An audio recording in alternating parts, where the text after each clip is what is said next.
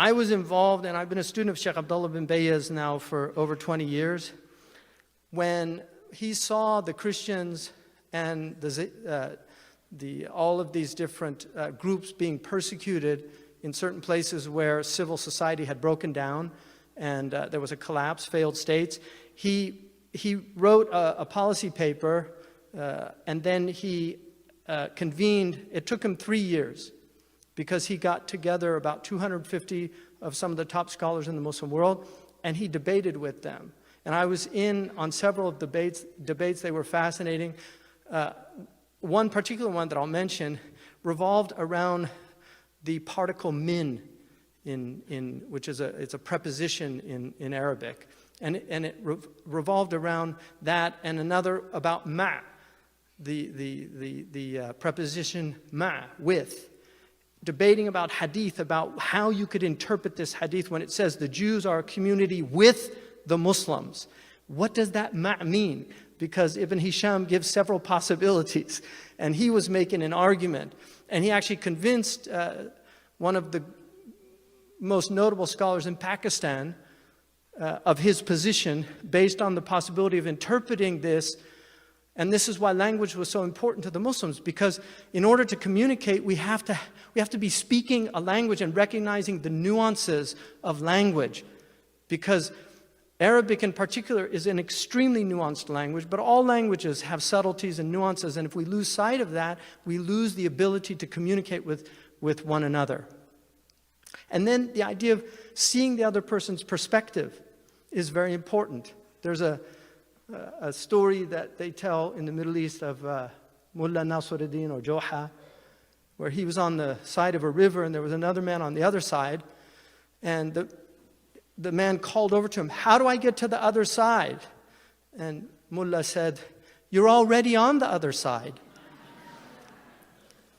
And the point of that is we often fail to see the other person's perspective. He was looking from his perspective, but the other man was looking from his.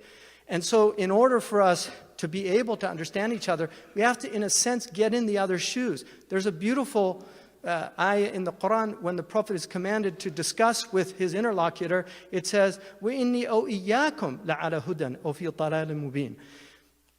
It says, either I or you are guided. In other words, let's come together and talk.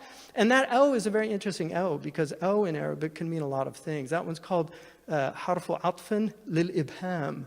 It's a very interesting O, because the Arabs have all these ways of speaking where they have multiple exit strategies. And this is very important in a society where you have tribalism and where what you say can actually get you killed.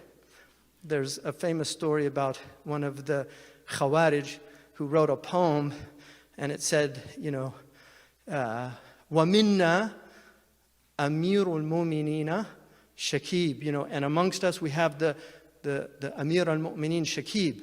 Well, they caught this man. He was brought before the caliph, and he said, "How dare you say that I'm the Amir al-Mu'minin, you're claiming you?" He said, no, I said, وَإِنَّا أَمِيرَ الْمُؤْمِنِينَ Shakib. He changed it from the nominative case to the accusative case, which switched the meaning, as if he's addressing the actual Amir al-Mu'minin. These are examples of how language was very important in getting people out of problems.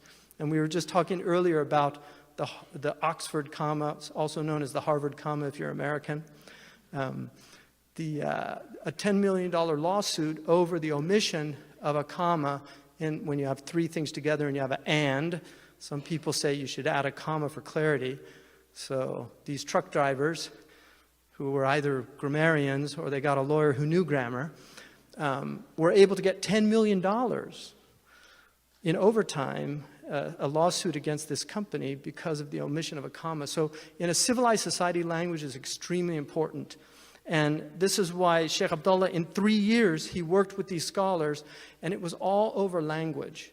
And from that came, alhamdulillah, I translated his paper, and then he has the Marrakesh Declaration, in which he argues that jizya, which many Muslims think is the way that you deal with peoples of other faiths, that they have to pay jizya in submission based on chapter 9. There's a verse in the 9th chapter of the Quran that says that other peoples have to pay jizya.